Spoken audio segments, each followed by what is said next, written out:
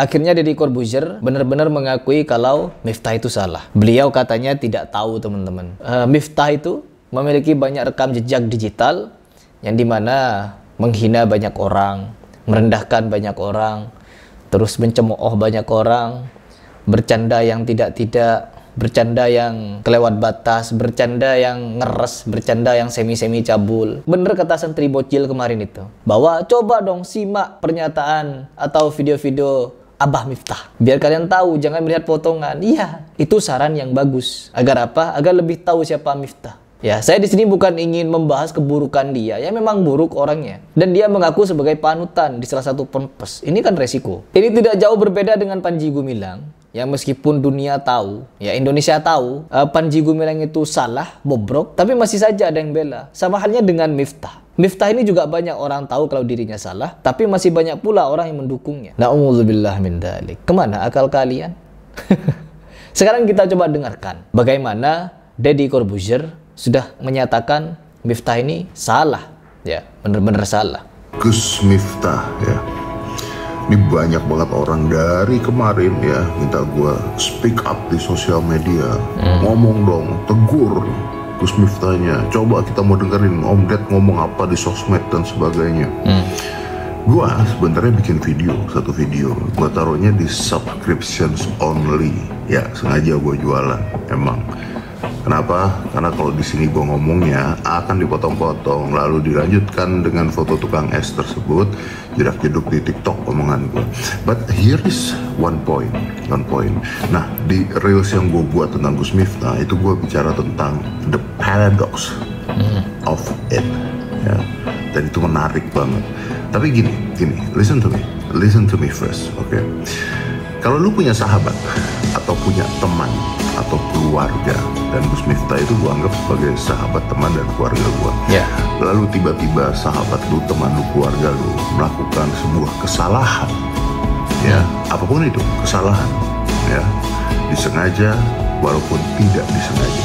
Menurut kalian, kalau itu sahabat kalian, anak kalian, saudara kalian, menurut kalian akan bikin video, komentarin, marah-marah, menegur di sosial media, atau kalian WhatsApp dan telepon orangnya? Ya, ini sebelum ya teman-teman, seolah-olah kesalahan Miftah itu cuma satu. Ya, seolah-olah Miftah itu kebobrokannya cuma satu dengan bakul es teh. Ya wajar. Mungkin selama Deddy Corbuzier bergaul dengan Miftah, yang dia ketahui hanya hal itu. Tapi setelah beliau tahu keviralan ini, beberapa jejak digital Gus Miftah, ucapannya mulai agak goyah. Ya, agak goyah. Kita lihat videonya. Gus Miftah udah saya tuh kan nggak mau komen karena dia teman saya ya, sahabat saya, teman saya, guru saya. Jadi buat saya ketika dia ada masalah, saya telepon WhatsApp. Ini sebelum kejadian Yati Pesek dan sebagainya. Saya telepon WhatsApp dan sebagainya. Dia bilang, wah ini memang gua dari dulu bercandanya kan kayak begini. Terus kejadian Yati Pesek dan sebagainya. Terus ya memang itulah Gus Miftah dari dulu. Oh itu Gus Miftah. Cuman sekarang dengan jabatan yang barunya pasti lebih disorot, ya. Tapi menurut gua, saya adalah orang pertama yang tahu ketika dia memutuskan untuk mengundurkan diri dari jabatan. Om Ded, aku sama Farhad berdamai. Om Ded, itu sudah pilihan yang tepat nggak sih Om Ded? Sudah pilihan tepat nggak sih?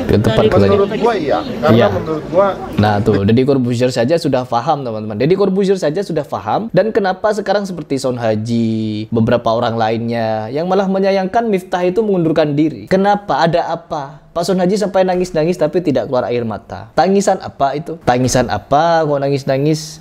Tidak seperti dikasih orang. Orang datang ke dia kemarin ya, nolong dia, Pak Son Haji, dengan uang yang banyak. Dia bener kelihatan teman-teman, nangisnya itu berkaca-kaca, meneteskan air mata, nangis. Tapi ketika bertemu dengan Miftah, tangisannya beda. Dan ketika Pak Son Haji kemarin nangis-nangis minta Pak Prabowo untuk tidak menerima undur dirinya Miftah dari jabatan itu, tangisannya itu seperti ya kalian bisa tahu sendiri sudah.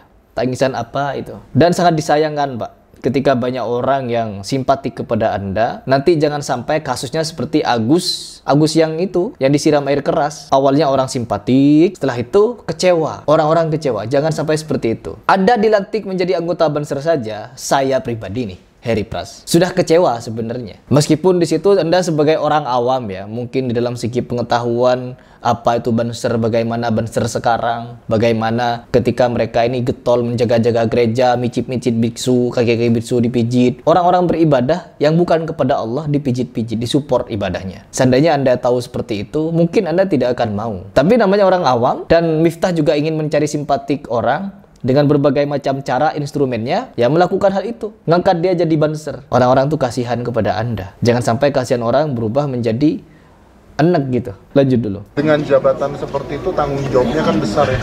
Tanggung jawabnya besar. Pasti akan disorot terus. Apapun yang dilakukan akan disorot. Dan kalau kalian tahu Gus Miftah, ya kalau ngomong kan cok, ya kayak gitu-gitu dari dulu gitu. Jadi ya memang tabiatnya seperti itu, teman-teman. Ya.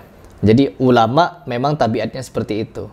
Tapi gini, apakah Gus Miftah salah? Iya. Nah, iya. Tapi jangan lupakan bahwa dia juga pernah berbuat kebaikan. Iya. Bahkan Fir'aun pun, ya, Om Deddy Corbuzier, jangankan Miftah. Fir'aun, meskipun sejahat-jahatnya Fir'aun, sekejam-kejamnya dia, setidak berimannya dia kepada Allah, dia juga banyak melakukan kebaikan. Abu Lahab, dikira Abu Lahab tidak pernah melakukan kebaikan. Banyak jasanya kepada Nabi Muhammad SAW, banyak. Abu Talib jasanya kepada Islam banyak. Tapi apa? Dia masih kafir, teman-teman. Banyak orang-orang melakukan kebaikan. Bahkan penjahat pun begal juga jangan salah. Memang begal itu salah profesinya. Perampok salah, pencuri salah. Tapi perhatikan, di sisi lain mereka juga melakukan kebaikan. Mereka membegal untuk membuat dirinya bertahan hidup, untuk membuat mungkin mereka punya anak istri yang mereka kasih makan. Koruptor, ingat sekali lagi, koruptor. Mereka juga jangan dilihat sisi keburukannya. Mereka juga punya sisi kebaikan. Mungkin mereka korupsi untuk memenuhi kebutuhan anak istrinya, kebutuhan sekolah anaknya yang mungkin terlalu berat karena gaji pokoknya kurang, dan untuk menutupi gengsi anaknya sudah terlanjur sekolah. Anaknya tidak salah, dia korupsi itu niatnya baik. Ya, untuk menyekolahkan anaknya, mungkin untuk membeli kendaraan, atau mungkin pula ingin melunasi hutang, ingin melunasi riba. Jadi kalau kita mengukur buruk dan baik, orang pernah melakukan keburukan dan kebaikan.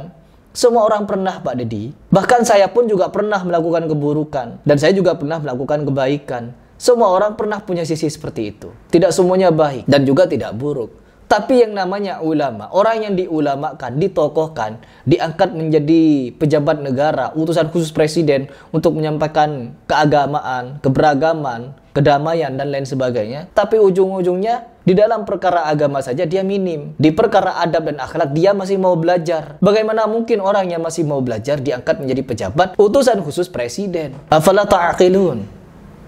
Ini Deddy Corbuzier saja sudah menganggap apa yang dilakukan Miftah itu salah. Seperti itu. Memang gaya lawakannya dari dulu begitu. Nah, itu kan bukan gaya ceramah ya, teman-teman. Sekarang Deddy Corbuzier sendiri sudah sadar, teman-teman, bahwa Miftah itu gaya lawakan. Jadi pelawak. Miftah adalah pelawak bagi Deddy Corbuzier. Memang gaya lawakannya seperti itu.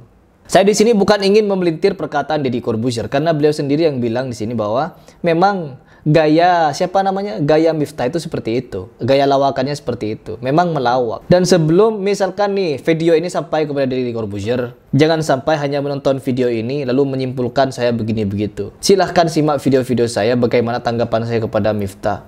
Bagaimana saya itu menyatakan dia sontoloyo. Kejadian-kejadian yang memang sontoloyo, teman-teman. Dagelan. Agar masyarakat tuh tahu. Udah ya. Di sini memang jelas Deddy Corbuzier ini ya, tidak membenarkan Miftah. Mau bagaimanapun Miftah tetap salah. Dan keputusannya untuk memundurkan diri dari jabatannya itu juga tepat. Karena agar mungkin dia tidak disorot lagi. Dan mungkin biar belajar lagi begitu.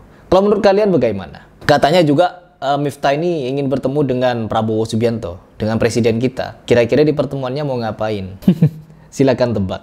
Nanti kita akan kawal lagi.